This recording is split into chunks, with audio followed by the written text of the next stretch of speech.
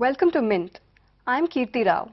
In this edition of From the Newsroom, we are joined by Asit Mishra. Also on the phone is Mr. Ranjit Sahani of the OPPI. Welcome to the show, Mr. Sahani. Good evening. We are here to discuss the controversy surrounding FDI and pharma in India. My first question is to you, Asit. Why do you think FDI and pharma is so controversial here? See, what has happened in the last couple of years is some big ticket FDI has come into the domestic pharma sector, like the Daiichi buying the run vaccine in India. So this has raised many concerns within the domestic pharma lobby group as well as in the healthcare sector.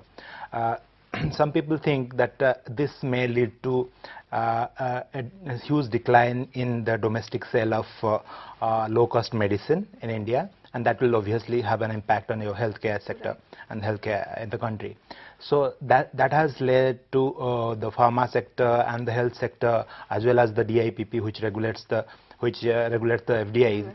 So that they have become active, and they have been demanding some kind of regulation to be put in place for the pharma sector. So what is the view of various stakeholders in this regard? See, the DIPP and the domestic pharma sectors want that all foreign investments, mostly specifically in the brownfield sector, the companies, the FDI in the Indian domestic pharma companies, to be routed through the FIPB.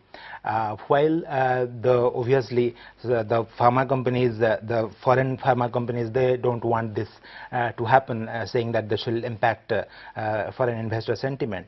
So they are opposed to it.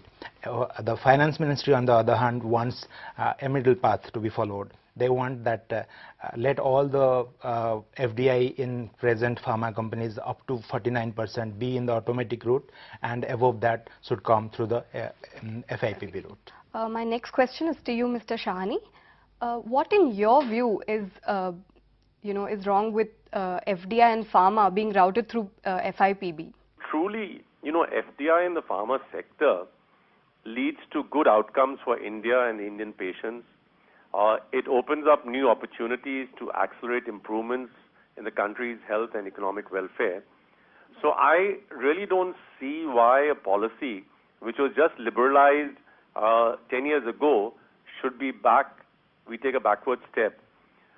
Because what really is happening is limiting FDI or creating bureaucratic hurdles in the pharma industry at this stage, when in fact the government is debating to open up retail and insurance sectors to foreign investment, will actually be a retrograde step.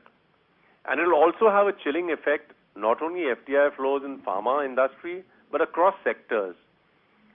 Already you've seen that April-May FDI has dropped by a whopping 38%. Right.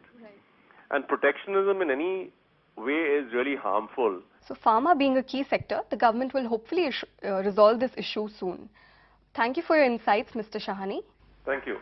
Thank you, Asit. Thank you for watching the show. Stay tuned for more.